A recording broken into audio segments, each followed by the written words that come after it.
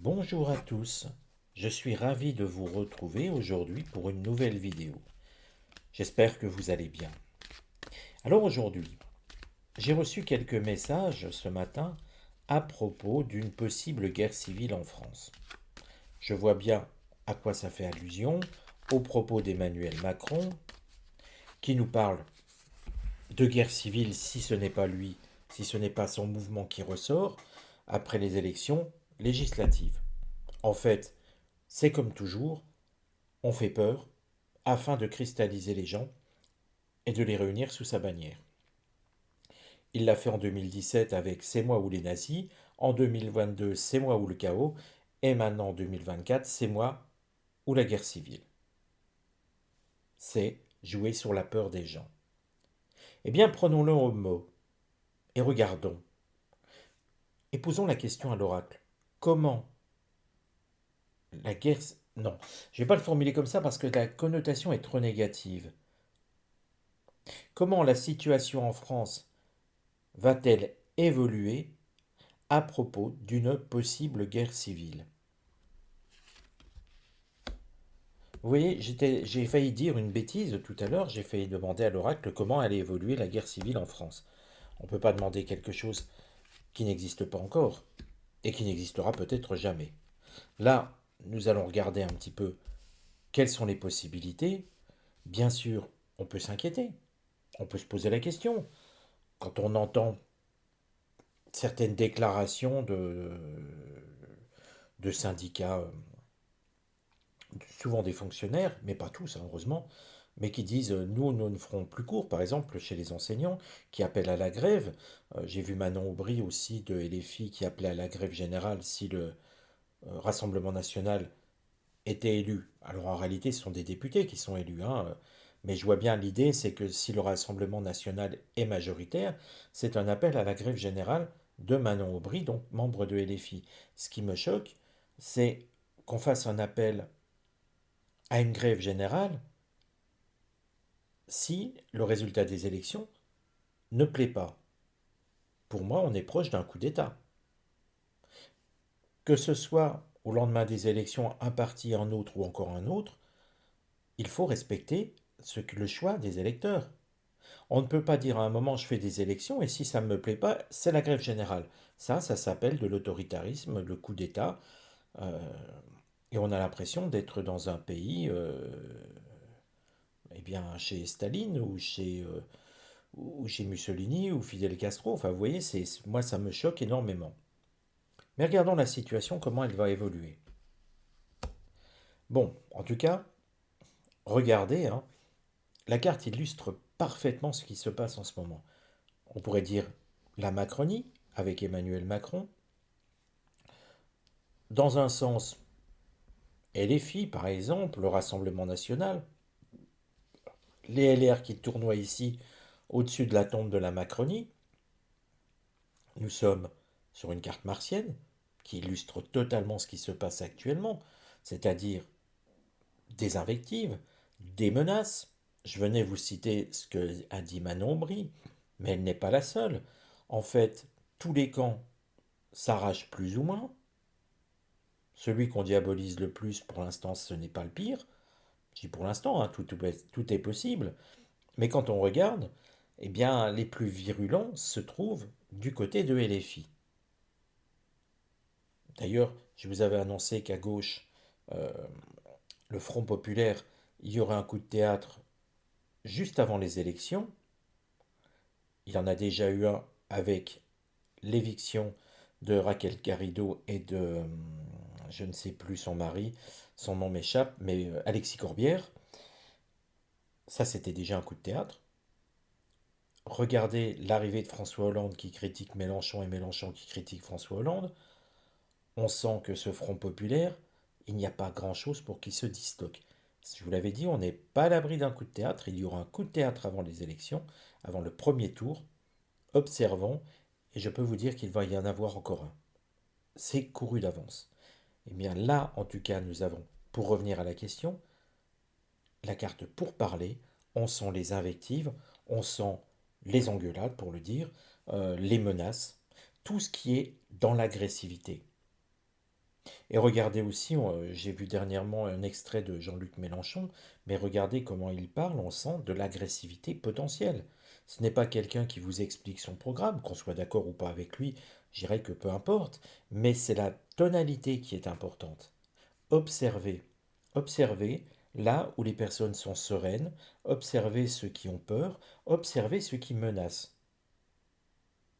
Et je faisais une part d'une petite réflexion, c'est ceux qui vous promettent finalement l'égalité, qui veulent à tout prix l'égalité, sont souvent ceux qui vous privent de votre liberté et que sous prétexte d'égalité vous emmènent dans les camps de concentration, dans les camps de prisonniers. Et ceux qui vous proposent la liberté, et bien souvent ce sont ceux qui vous auront donné l'égalité. Toujours faire très attention à ça, et ça se reflète dans le discours finalement des hommes politiques, quel que soit le parti. Observez, faites-vous votre idée, soyez des observateurs de ce qui se passe. Là, la carte correspond tout à fait à la situation actuelle. Ce qui va aller contre le sentiment de guerre civile finalement. En fait, c'est la frustration. Quand on nous promet que finalement, si c'est LFI ou si c'est le Rassemblement national, ce sera la guerre civile. Bien non. Non, parce que quelque part, il y a une forme de crainte, de frustration. Oui, certes, ceux qui auront voté pour un parti ne seront pas satisfaits, ceux qui auront voté pour l'autre qui sera majoritaire ne seront pas satisfaits totalement. On a l'impression que chacun espérait plus de son camp. Bon, ça, on va dire, c'est légitime quelque part, hein. Nous sommes ici sur une crainte, la crainte du lendemain. Les pénates, c'est plutôt le fait de rester à la maison. C'est plutôt l'idée d'un repli sur soi, de quelqu'un. Alors, le terme boudé ne convient pas forcément, mais vous comprenez l'idée, c'est le fait d'avoir une frustration, de ne pas être satisfait de ce que l'on voit. Et ça, on ne voit pas de guerre civile. Là, ce qui va aller contre l'évolution, c'est plutôt que les faits que les gens ne sont pas d'accord avec ce qui se... Non, c'est même pas qu'ils ne sont pas d'accord, c'est qu'ils sont frustrés de ce qui se passe.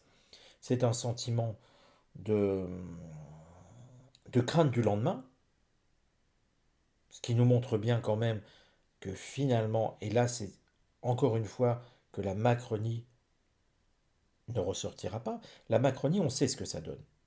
Mais si demain nous avons un gouvernement majoritaire à gauche ou majoritaire à droite, donc Rassemblement national ou la France, enfin le Front populaire, personne ne sait vraiment vers où nous allons. Il y a certes les programmes d'ailleurs. Je ferai une vidéo sur les programmes pour voir chaque proposition, un petit peu les mesures phares, vers quoi elles nous emmènent. Je vais faire ça avant le premier tour. Ainsi peut-être ça vous aidera à choisir ce qui vous convient le mieux. Mais là, moi je ne vois pas de direction, je ne vois pas, au contraire, je vois plutôt peut-être pas une forme d'apaisement, mais une forme de résignation et la crainte du lendemain. L'oracle, lui, dans toute sa sagesse, nous montre que plutôt il faudrait se réconcilier. Et c'est vrai, finalement, qu'on soit de gauche ou de droite, nous sommes avant tout français. Ce sont les Français qui votent, hein, ne l'oubliez pas.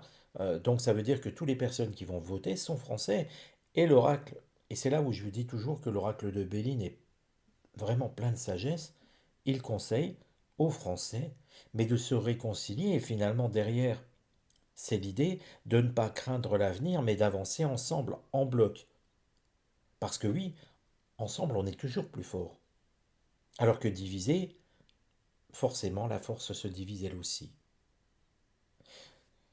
C'est bien pour ça que j'aime cet oracle de Béline. Toujours le bon conseil. Même si parfois il paraît irréalisable, c'est irréalisable de dire que les Français doivent retrouver l'envie d'être français, d'être ensemble, d'être unis. Oui, mais c'est pas parce que c'est utopique que ce n'est pas ce qu'il faudrait faire. Le résultat.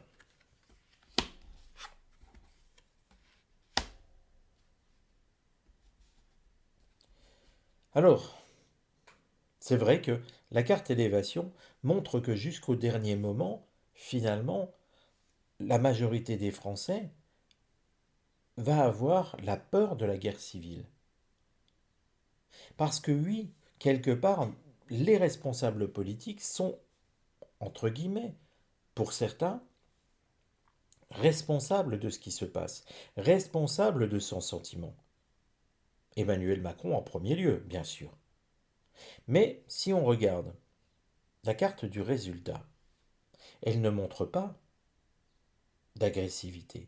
C'est une carte jupitérienne qui montre une continuité, une forme, on va dire, de souveraineté. On a l'impression que quelque part, les choses se mettent en place et que le ou la première ministre qui sera nommée, et vous voyez, je reste très prudent, je ne donne pas de nom, à rien du tout, mais la personne qui sera nommée Premier ministre, finalement, va être plutôt rassurante. Même si quelque part, ceux qui ne seront pas de son bord diront ça nous fait peur, quelque part, elle saura se montrer rassurante. Et surtout, nous avons quelque chose qui est stable. Nous avons une carte jupitérienne. Alors en politique, la stabilité, elle est toujours de courte durée, mais on peut estimer que cette stabilité va durer au moins, je dirais, 2-3 ans. Je ne revois pas derrière quelqu'un qui se dit à un moment j'abandonne, je jette l'éponge ou quoi que ce soit. Là, on a plutôt quelqu'un qui essaye, eh bien, d'être rassembleur, au lieu d'être quelqu'un qui apporte la division. Nous aurions eu ici une carte émotionnelle, comme ici. Je vous aurais dit, là, nous allons rester dans quelque chose où on va souffler le chaud et le froid en permanence. Et pire encore, si nous avions eu une carte de type Martia, là, je vous aurais dit, la guerre civile, elle nous menace sérieusement. Et elle va arriver. Alors, guerre civile, il ne faut pas voir la guerre de sécession, mais des Français affrontant les Français tous les jours dans la rue, ça s'appelle une guerre civile. Dieu merci, nous allons échapper à ça. On a plutôt les choses qui sont reprises en main par une personnalité qui est Premier ministre et qui va essayer de faire consensus et de durer. Donc, la stabilité va permettre d'éviter la guerre civile. Donc, je vous réponds, non, la guerre civile n'aura pas lieu. Alors, je vous rappelle que si vous voulez me joindre, vous pouvez me contacter sur utervoyant@gmail.com. Vous pouvez me poser des questions, quelles qu'elles soient, des questions précises, avec votre date de naissance, et si d'autres personnes sont concernées, notamment certaines personnes me demandent pour leur avenir de couple, eh bien, il me faut le prénom des deux personnes et les deux dates de naissance. Ça m'évitera de vous redemander, ça me permettra de vous donner la réponse plus rapidement. Donc, mon adresse mail, utervoyant@gmail.com. N'oubliez pas de soutenir la chaîne si vous le pouvez. Et puis, n'oubliez pas, regardez dans la description qui se trouve ici, sous la vidéo. Vous avez des PDF qui sont gratuits à charger sur la voyance. Vous avez des liens vers les partenaires de la chaîne. Je vous donne rendez-vous à très bientôt pour une nouvelle vidéo.